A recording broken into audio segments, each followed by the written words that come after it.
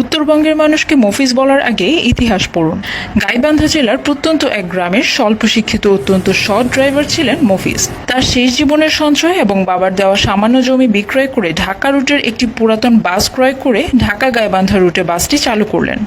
গরিব দরদি মফিজ সাহেব দিনমজুর লোকদের স্বল্প ভাড়ায় ঢাকায় নিয়ে যেতেন।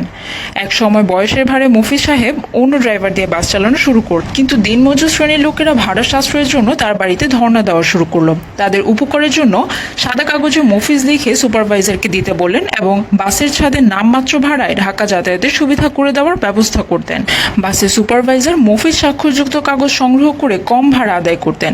তাই বাসের ছাদে উচ্চস্বরে সুপারভাইজার বলতেন, কয়জন মফিজ আছো ছাদে, অর্থাৎ কয়টা মফিজের স্লিপ আছে। আর এভাবে গরিবের উপকারী বন্ধু মফিজ শব্দটি চালু হয়।